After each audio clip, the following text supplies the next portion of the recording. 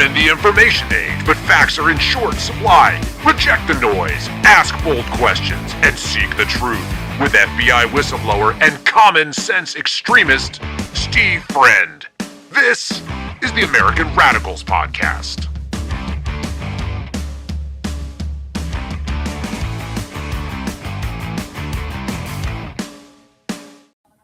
It is the American Radicals Podcast, Thursday, January 29th, 2026.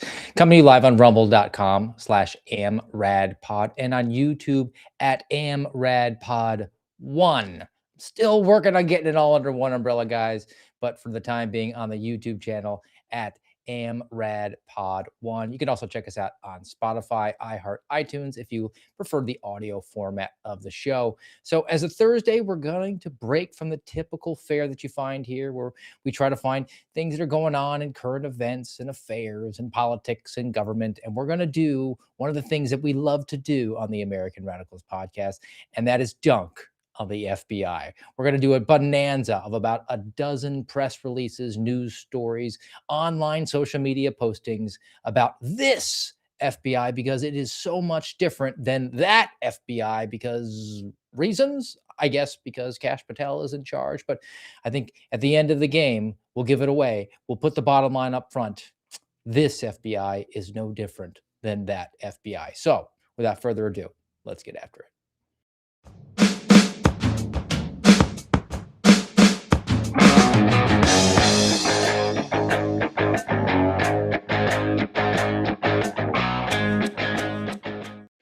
And on the subject of the director of the FBI, one Kashyap Patel, I'm going to do a Kash sandwich because I've got the dozen stories that will be between a Kash hype video in the beginning and a statement at the end. And let's kick it off with his video, which I won't give you too much of. I mean, you have the barf bag warning right now up front. Only about a minute. I might stop it here or there just to offer some commentary and some edits. But this was published on FBI social media, and we can begin with the playing. I'm Kash Patel, the 9th director of the FBI. All right, I can't make it more than 6 seconds. Why does he insist on saying he's the 9th director of the FBI? Does the number matter? Does anybody before this director of the FBI, for this FBI, care what number director it is? It's because he's doing the mini Donald Trump thing, 45, 47. Those are the only numbers within politics that people know and track on, the number that you are president. Nobody even knows what number vice president we have. But Kash Patel wants to make sure that you know that he is the 9th director, which is why he put the number 9 on the back of his really retarded and gay Punisher challenge coin. In 2025, this FBI got back to basics by focusing on 4 priorities: crushing violent crime, defending the homeland, rebuilding public trust, and driving fierce organizational accountability. The result? A historic year of accomplishments for our country. On behalf of the entire Bureau, I'm proud to share the highlights of those accomplishments with you. In 2025, this FBI worked nonstop to make America safe again and crush violent crime. Thanks to relentless work through operations like Summer Heat, we took bad guys off the streets and as a result saw a historic 20% drop in the U.S. murder rate in 2025. Operation Summer Heat, which I believe they tried to message as Dan Bongino was the architect of. Operation Summer Heat is something that the FBI does every single year, where they send agents out to partner with local law enforcement and basically steal credit for what they're doing. They try to do warrant roundups. That way they can boost the stats. And 20% murder rate drop. Couple things on that one for your situational awareness. The FBI doesn't investigate murder unless it occurs on an Indian reservation, maybe an assassination, maybe they could do some sort of cold case, Hobbs robbery act. But for the most part, the FBI does not involve itself in any sort of murder investigations. And the drop in murder rate is probably more due to the fact that local agencies in big cities like New York, Los Angeles, Chicago, Houston have fallen out of the habit of actually reporting their murder rates to the FBI. 100% increase in violent crime arrests and 197% increase in total arrests over the previous year. But that's not all. We disrupted 1,800 gangs and criminal enterprises, an amazing 210% increase. That's not all. Just call now. We'll knock off these 4 easy payments of $19.99 to 3 easy payments of $19.99. This guy is just a really bad home shopping network salesman here. The increase in the arrests we've gone into before, the increase is basically due to taking credit for the detentions that ICE is doing because the FBI throws itself into those operations. They have squads dedicated to it. Former co-host of the American Radicals podcast, Garrett O'Boyle, is doing that so the FBI can juke its stats that way. And then he did mention disruptions.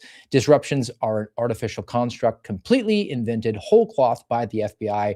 They claim disruptions when there's an organized crime syndicate or a terrorist organization, and we have a piece on that.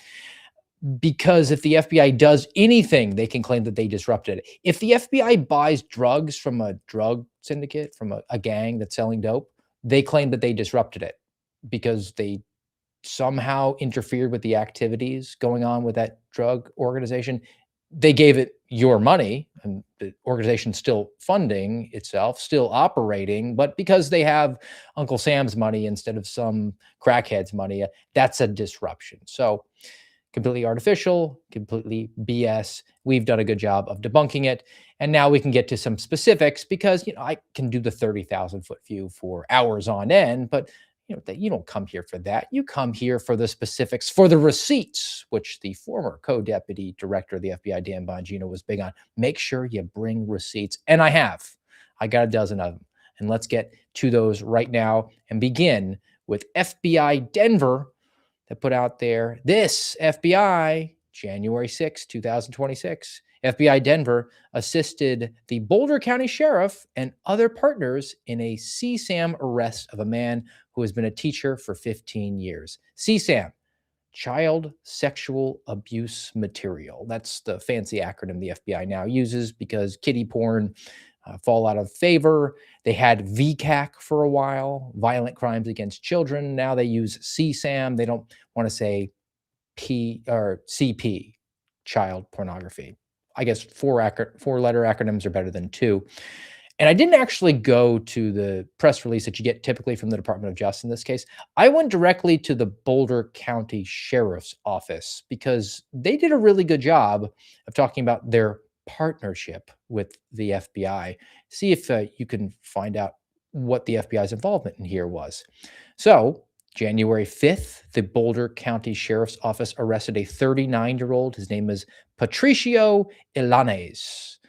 Now, Ilanes was investigated by the Boulder County Digital Forensic Lab detectives, who are also members of the Internet Crimes Against Children Task Force, and they began the investigation last year, September 2025, after receiving 3 cyber tips from Meta.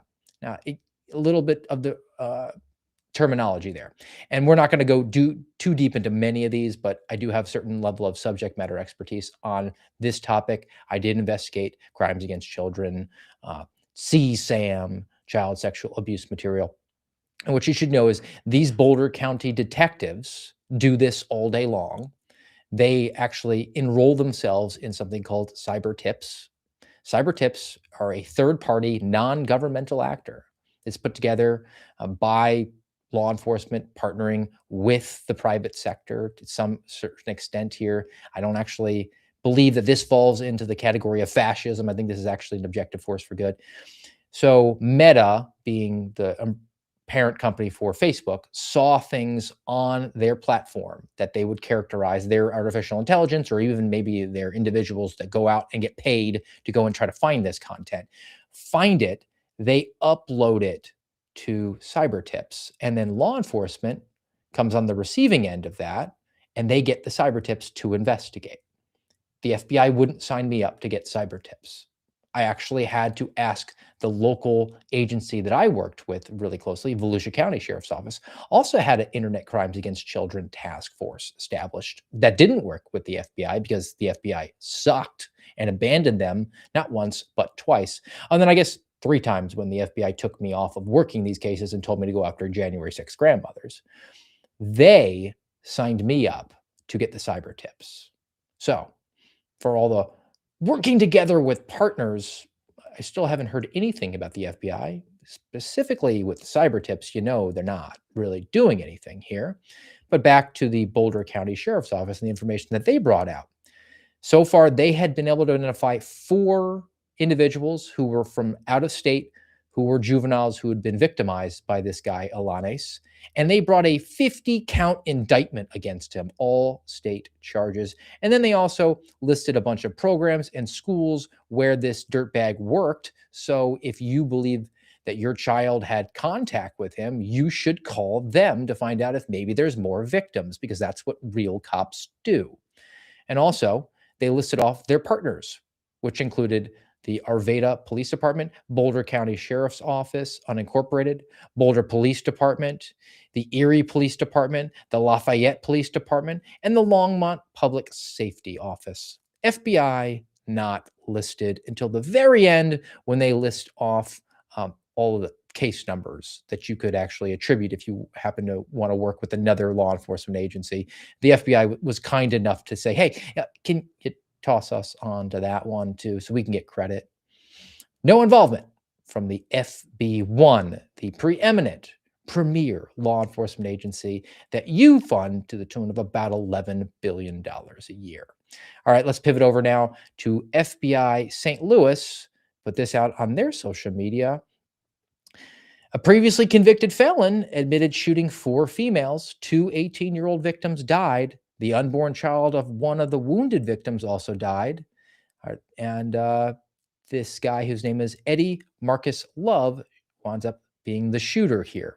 Again, didn't go to the actual the press release from the DOJ immediately. I did this thing where you Google local news, and that's what the Kash Patels of the world hope you don't do. And I found this one right here. This is actually comes from, is it an NBC affiliate? FirstAlert14.com. Federal charges filed in shooting that left 2 dead, 2 wounded in North City. Now, the details of this, again, coming from St. Louis general area. St. Louis Metropolitan Police Department says the shooting happened at 2 a.m. 2 women, both 18, pronounced dead. In addition, 2 17-year-old girls taken to the hospital, both of them pregnant, one 30 weeks pregnant. The child died. 17-year-old was 10 weeks pregnant, shot in the shoulder. The affidavit against our bad guy here, Eddie Love, said that he was doing drug deals with the victims, which is outstanding. You should definitely be getting lots of drugs when you're pregnant. And then before this planned trip, they got into an argument and the women got out of the vehicle, and then he got out and shot them. Now, the Shot Spotter system detected the gunshots in the area. Shot Spotter is a system that listens to audio in the area. You put it on top of like light poles and stuff, and it can detect gunshots. The FBI doesn't use ShotSpotter. Metropolitan police departments do, like St. Louis. So they were able to actually hear the gunshots, record them, get the exact time. Officers responded to the scene, were able to actually collect the brass, the shell casings, so they verified that there had in fact been shooting going on there. And then they got to work investigating the bad guy, because they had 2 DRTs dead right there. That's police jargon. And then 2 victims who knew who their dope dealer was. And they turned the Metropolitan Police Department from St. Louis onto Mr. Love, Eddie Love. And then they wind up doing a search of his vehicle and his home. And they got all the incriminating clothing and the guns. Job well done. Why are you going into this, though, Steve? Because in addition to dunking on the FBI's lack of involvement here, when did this happen? Because if you go to the news article and actually look at it, you'll see that it's published May 7th, 2023. This FBI? This is 2.5 years old. This guy was arrested the next day by St. Louis Metropolitan Police Department, and he's been in custody. Then the FBI waited and said, hey, he used a gun. The gun crossed state lines. He was a convicted felon. He shouldn't have been in possession of the gun. So we're going to actually take credit for this. And it's been on the books probably for that entire time. And if you do some backwards math here, then you start to realize that if the FBI wound up opening up some sort of agency assist case or drug investigation, even a death investigation, which they don't do, but we don't know the specific title that they gave this case, that would mean that they opened it up in May 2023. So 23, 24, 25, and now into 26, 4 fiscal years that the FBI has been able to take credit for investigating this case where it wasn't a whodunit. They knew this guy had done it the entire time because the Metropolitan Police Department from St. Louis had actually done all of the work. All right, now let's go to Cincinnati. FBI Cincinnati's Twitter profile puts up a case update, part of an ongoing FBI and U.S. Fish and Wildlife Service investigation into online groups creating and sharing videos of extreme violence and sexual abuse against animals. Yes, this is what we're funding right now. This isn't local police, but this is what this FBI does. So the Office of Public Affairs, it's from DOJ Maine, didn't actually go to the specific United States Attorney's Office, says that a Massachusetts man was sentenced to prison for conspiring to create and distribute animal torture videos. Look, I don't want people to torture animals. I don't want people to torture animals for profit and make videos over it. But I thought we're using the crushing of violent crime to remake this FBI. What actually went on here? Bad guy, his name is Garrett Fitzgerald. He conspired with some others to direct and send money to individuals in Massachusetts, Indiana, Louisiana, Georgia. No, he and a bunch of others sent money to Indonesia. And they said, hey, can you go out there and create some violent torture videos of monkeys so the people who are poor and don't have a pot to bleep in Indonesia went and did it and killed some monkeys. And these guys got the rocks off on it and then also sold it and profited for themselves. Congratulations, FBI. Congratulations, America. You helped fund this criminal organization, Freudian slip there. This organization that is hell-bent on crushing violent crime. FBI Boston, next one on the rundown here.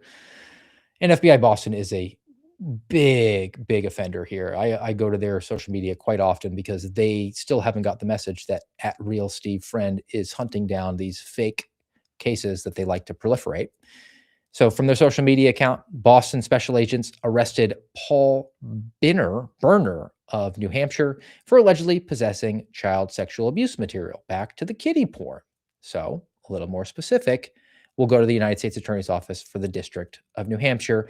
And I will keep this kind of family friendly. We won't get into the real nitty gritty of it. Paul Berner had been previously convicted of possessing CSAM, child sexual abuse material, in Utah. He served his incarceration time and then he was freed, but there were conditions as part of his sentence that he was under supervision by the New Hampshire Probation and Parole Office. So in September of last year, the New Hampshire Probation Parole Office conducted a scheduled meeting and then they found kiddie porn on his phone. No further information. So well done, probation patrol officers for the state of New Hampshire.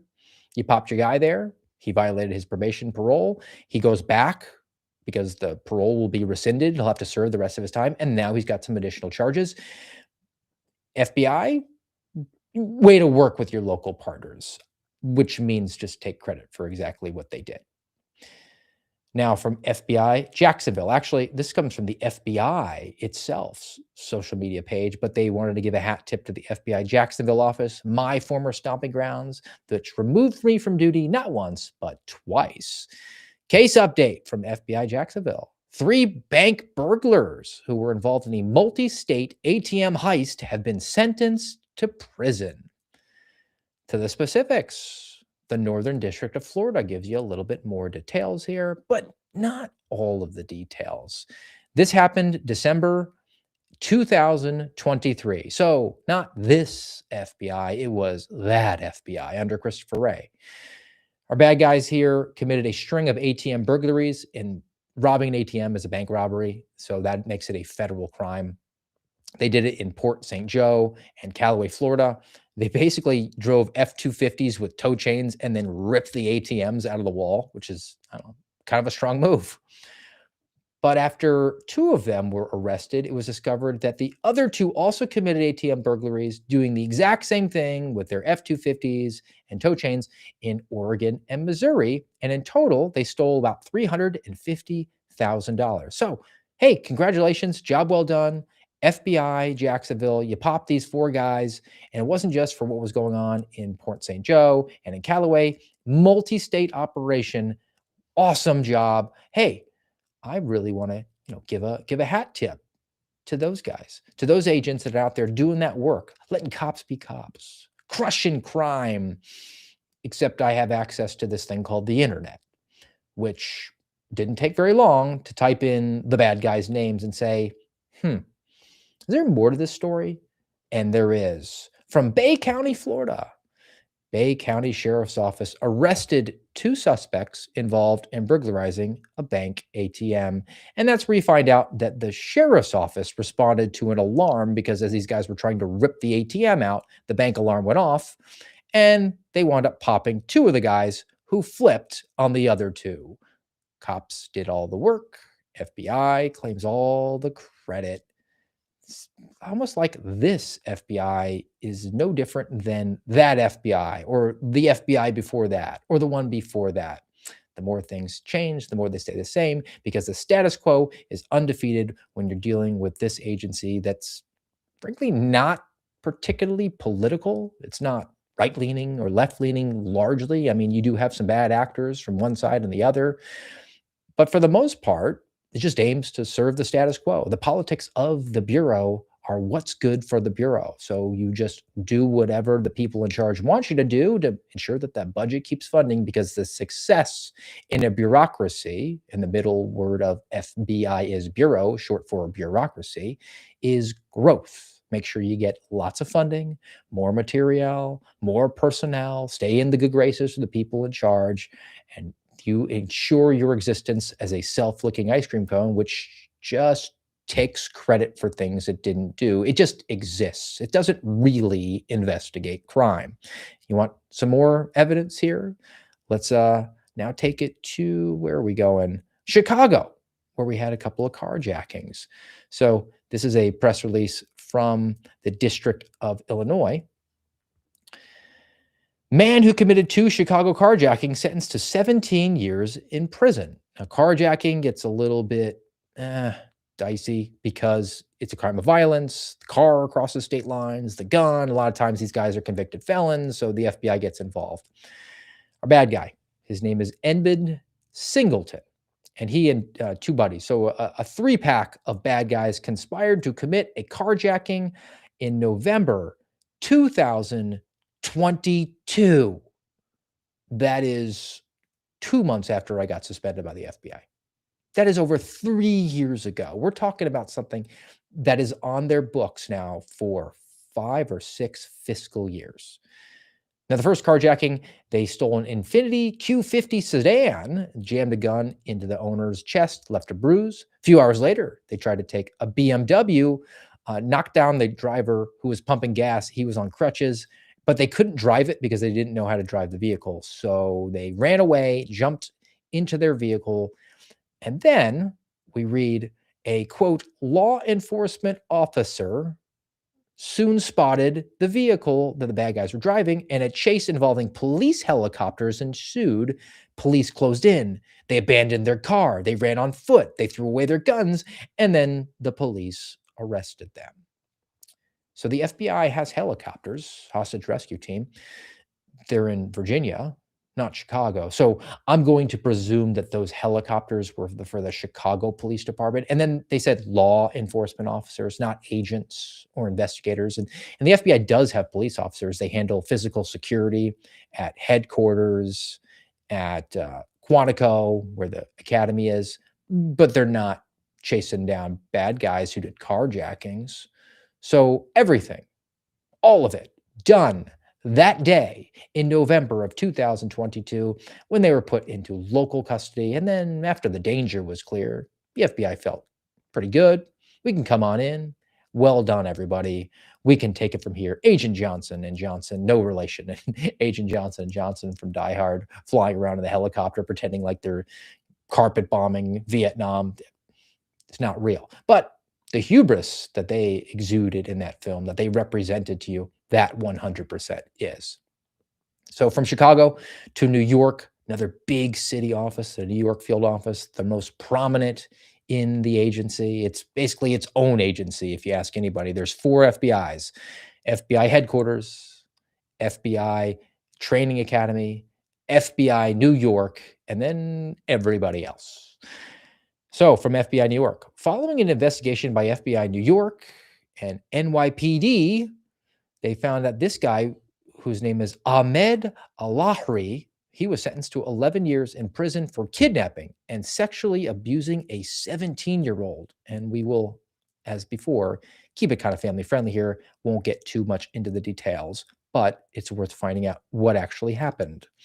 So according to court filings, in March 2023, not this FBI, that FBI, bad guy, and another person, 2 of them, wound up kidnapping this 17-year-old who they don't name.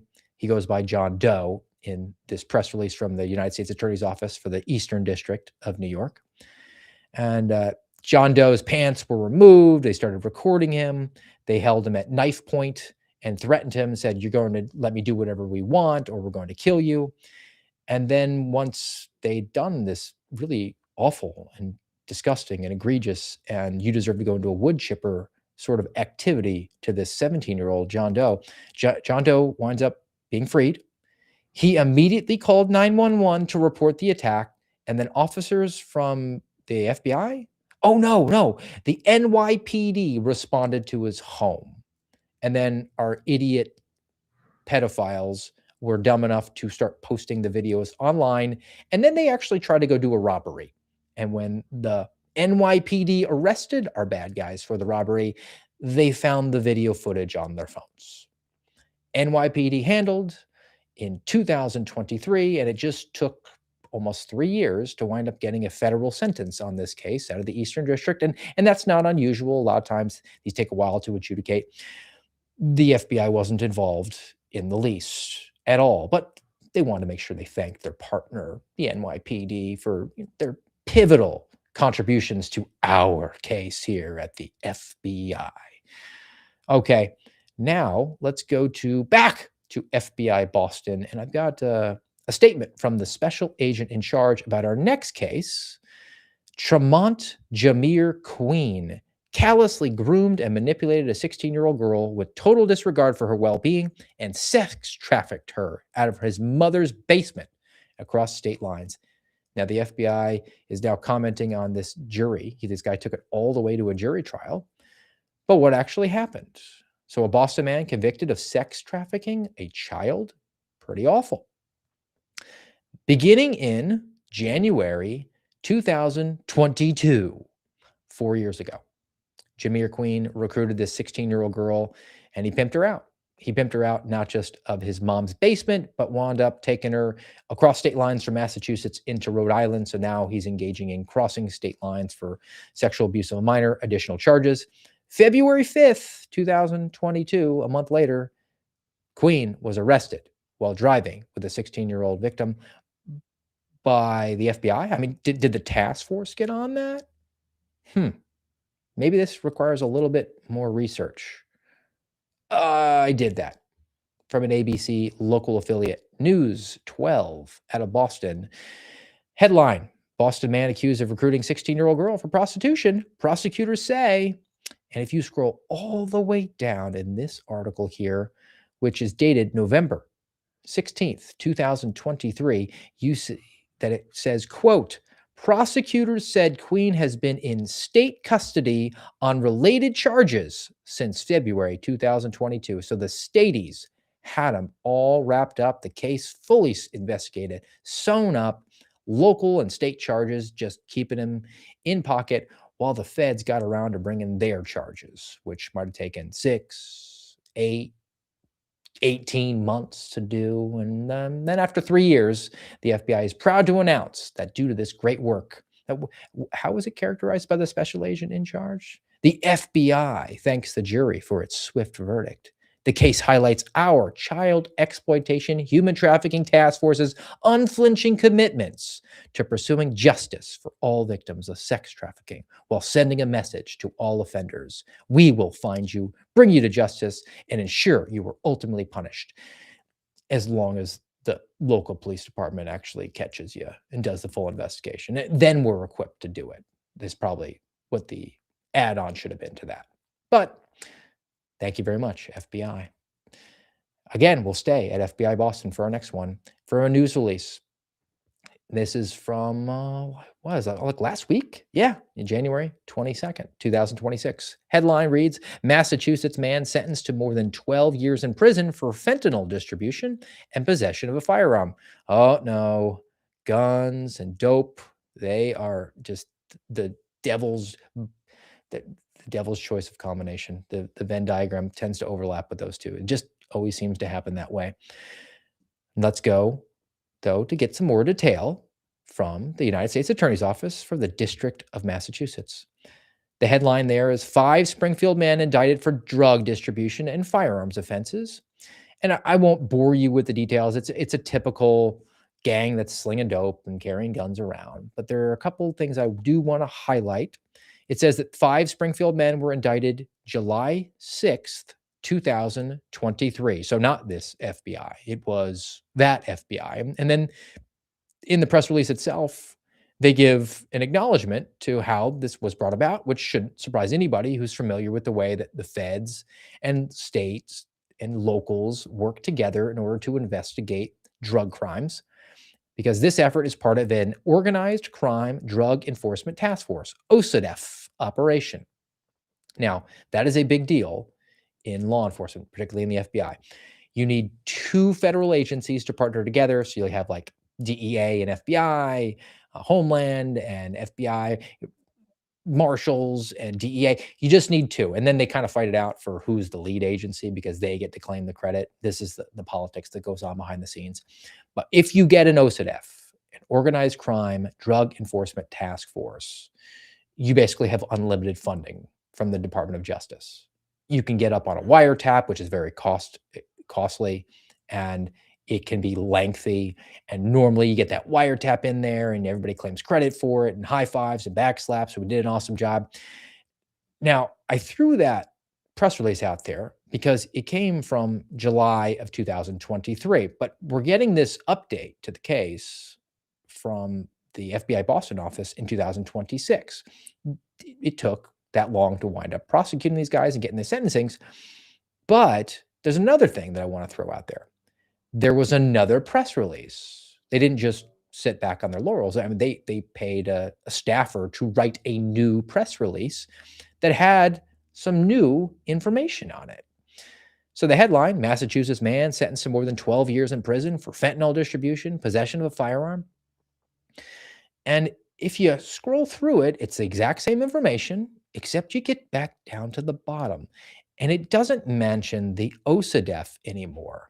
It says this case is part of the Homeland Security Task Force initiative established by Executive Order 14159, protecting the American people against invasion. So it wasn't an OCDEF. It was a Homeland Security thing, an executive order. This requires me to put on my investigator hat, which I did. And I went to the White House, whitehouse.gov, and I found out about protecting the American people against invasion, an executive order signed by Donald Trump on his first day in office, January 20th, 2025, for a case that was investigated 2 years earlier. But we're going to make sure we take credit for the current administration because that was that FBI. This is this FBI. All right, now we'll go to Virginia. This is another statement that was put out there, headline from a week ago. News release, Virginia trucker sentenced to 17 years in prison for transporting a minor to engage in sexual activity. This it comes from FBI Boston, and we get a little bit weird with the locations, but Our bad guy, whose name is Romero Reyes, he was detained by a naval station, Newport Police, so in Rhode Island. Following a routine background check, he was trying to go on a Navy base and make a delivery. Police determined that he was wanted in Texas on a charge of felony assault of a child. So they just did their due diligence. They ran the background check and said, hey, this guy's wanted. We're going to detain him.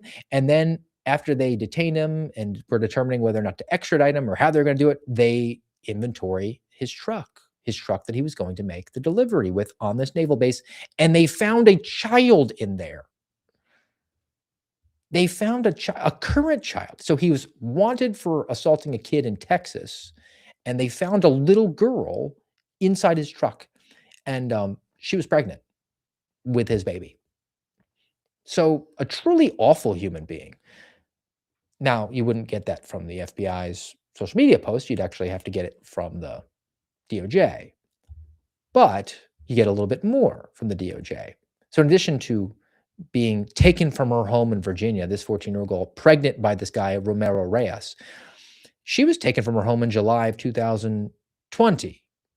She'd been gone for, well, I mean, this press release comes out in January 2026. Has she been missing for 6 years? No. This entire thing happened in April of 2021. So she'd been missing for about 7 months. Probably ran away with this guy. He probably manipulated her in some way. It is not something that happens infrequently. And he was sexually abusing her. They were probably a couple from her perspective, and she was about to have his baby. This happened in April of 2021 during the first few months of the Biden administration. Hardly this FBI. Now we can go for our next one, actually to the director himself.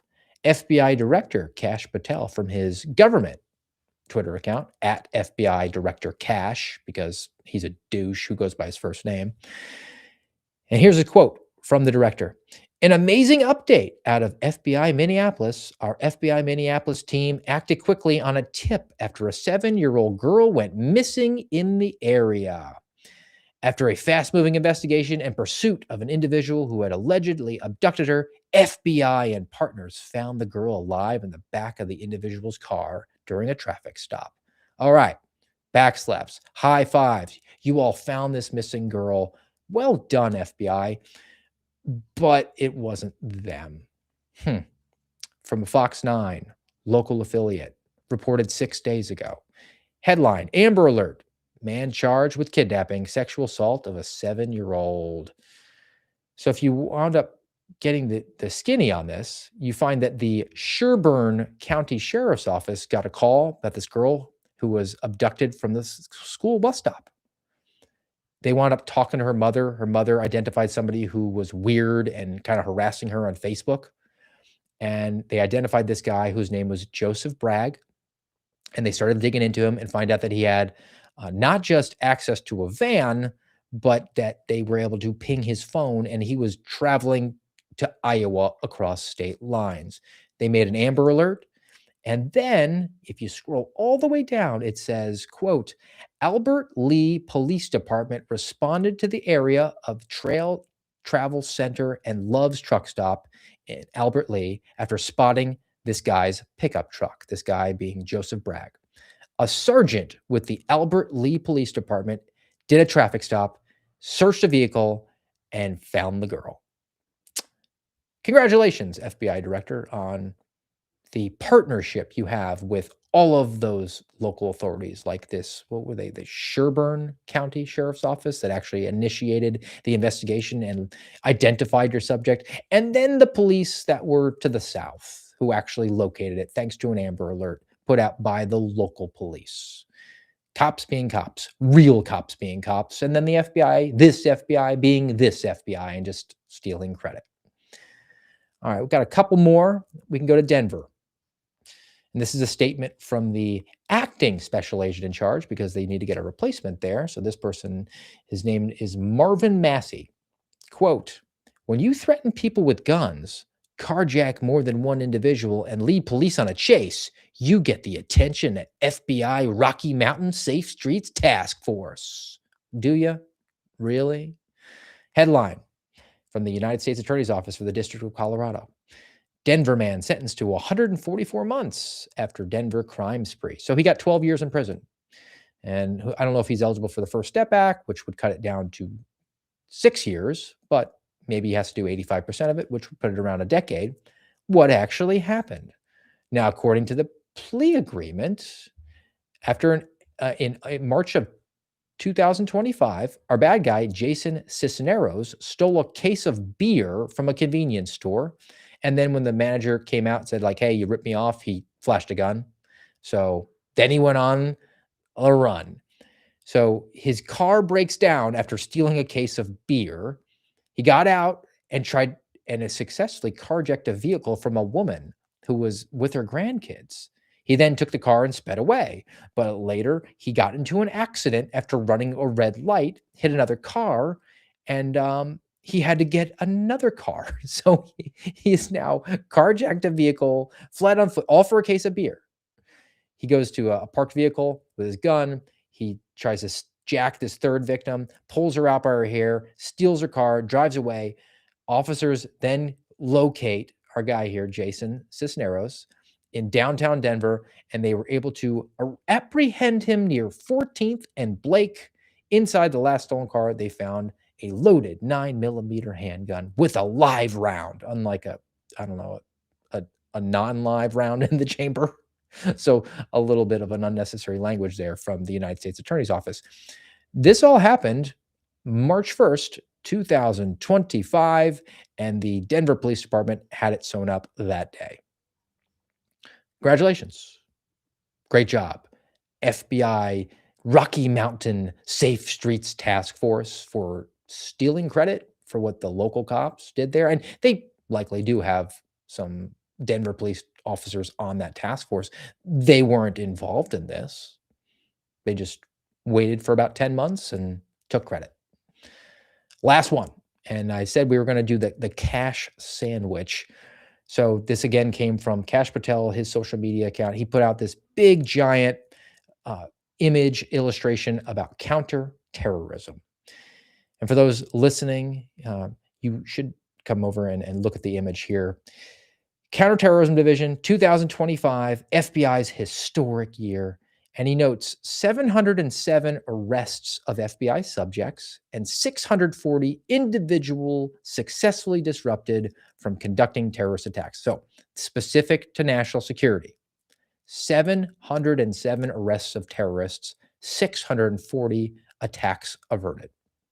The FBI director either can't do basic arithmetic or presumes you can't do basic arithmetic, or just thinks you're going to wave pom-poms because it's this FBI under his leadership. I'm a numbers guy. 707 terrorists arrested. Let's set aside the playbook and how the FBI basically creates their own terrorists to entrap. 707 arrests would mean they arrested 2 terrorists every single day of the year.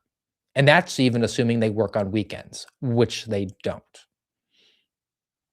Do you think that the most social media obsessed director in the history of the agency would be out there announcing the arrests of 2 terrorists every single day? And yet he didn't. 640 terrorist attacks in 1 year. That's 12 every week. Do you think he might have found the time to announce a few more of those? And this is after, of course, missing the January 1st attack in New Orleans. So swing and a miss on that first one, but they were able to get almost 2 a day after that. You're welcome, America. Congratulations. Job well done. It's a joke. This agency is a joke. This director is a joke. I don't know any other way to put it. Everything that I've gone over today is from this FBI. Taking credit for work of local police, taking credit for work that was done even by federal agencies and agents years ago, just to hype themselves. There's nothing different about this FBI than that FBI. It's just the FBI. The American people pay billions of dollars to fund this canard. We do not need it. It should be wholly defunded, dissolved, dismantled, shattered into 1,000 pieces, and scattered to the wind. I understand and recognize that I have certain biases with this regard, but I think the evidence that I presented today is not just derogatory and a demerit to the FBI itself. It's an accolade. It's an attaboy to the local police for doing the job that the FBI steals credit for. It's proof that we have the robust, necessary law enforcement apparatus set up in this country at a state and local level to find people as they are crossing state lines, kidnapping kids. The days of Bonnie and Clyde robbing a bank in Oklahoma and running into Texas and saying, "Ollie, Ollie, oxen free, you can't find me now, you can't get me now," those are gone. We don't need an FBI anymore. We just need local cops doing the job. And that might not necessarily be like driving lights and sirens with your hair on fire. I mean, 99% of law enforcement at a local level is boredom, 1% terror. That's just kind of the way it is, but that's what you sign up for. And that also includes things like being a guy who has to go to a house and say that, "I think your hair weave is in your trunk and it looks like you might have a dead body." So, subject of today's palate cleanse is this guy who had this unfortunate interaction with a citizen. Hello, how are you? Good, how are you? Oh, Jesus. The craziest thing you're not going to believe. What happened? Are you with like a hairstylist? No. So there's like hair hanging out of your thumb. Oh, my Jesus. Someone's Oh, like, that's my wig. Oh, hold on. Let's talk about wig. Hold on. oh. I got. You got to see it though. Oh, Jesus. Hello, how Sometimes it's something like that mundane. And I will note that that is not a body camera video. That's a Ring camera, which means that that woman put that out on the internet because she has a good relationship with her local police. All right, guys, that's going to do us for today on the American Radicals podcast. If you haven't already, just give us a nice thumbs up, like, subscribe, share, do all those things over on rumble.com/amradpod, YouTube @amradpod1, or any of those other platforms. We plan to be back with you tomorrow, Friday, 12 Eastern time. And until then, guys, have a great day.